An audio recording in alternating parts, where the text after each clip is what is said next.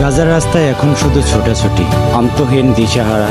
একদিকে বোমার শব্দ, অন্যদিকে ধুলায় ঢেকে যাওয়া আকাশ। কেউ ছুটেছে সন্তানকে বাঁচাতে, কেউ খোঁজে পরিবারের নিখোঁজ সদস্যকে। এক মা কোলে শিশুকে আঁকড়ে ধরে ছুটে যাচ্ছে, পেছনে বিস্ফোরণের শব্দ, যেন মৃত্যুকে এক মুহূর্তের জন্য হলো ফাঁকি দিতে চান।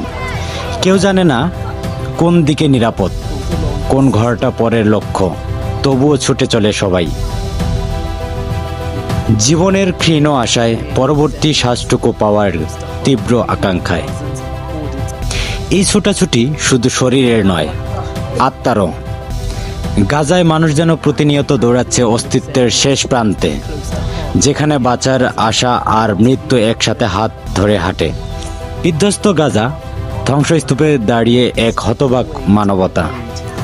গাজা আজ এক মৃত্যুপুরী। বোমার শব্দে ঘুম ভাঙে না, কারণ ঘুমেই যে আর আসে না।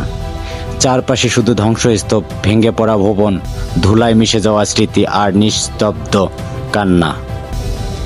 রাস্তার ধারে পড়ে আছে নামহীন লাশ, কফিন নেই, কবরও অনেকের ভাগ্যে জোটে না।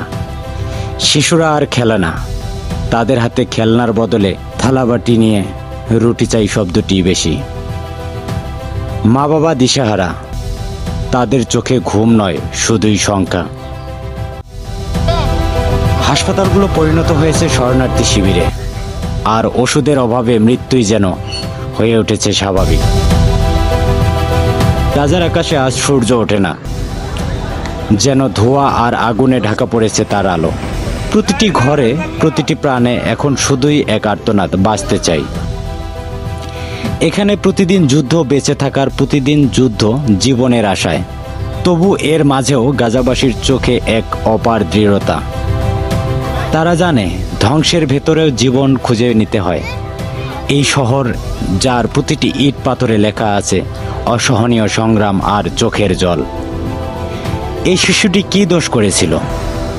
সে তো জানেই না রাজনীতি কি, যুদ্ধ কাকে বলে। তবুও হারিয়েছে মা, হারিয়েছে বাবাকে।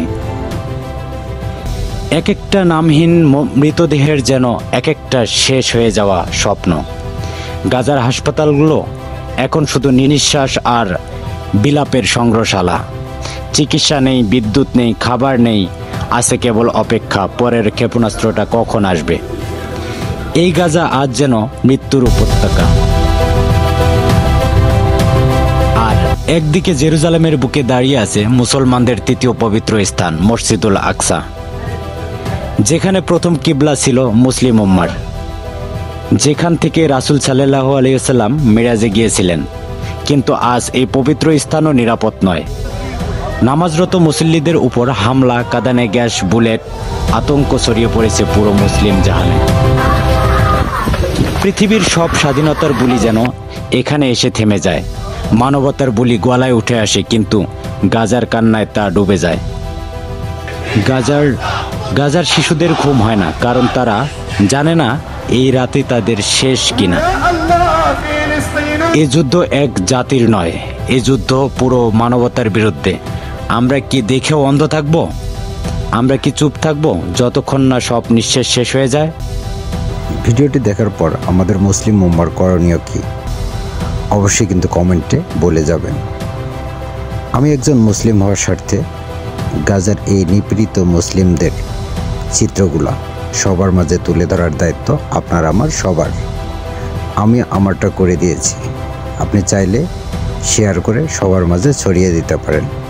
ধন্যবাদ সবাইকে, ভালো থাকবেন, আল্লাহ হাফেজ।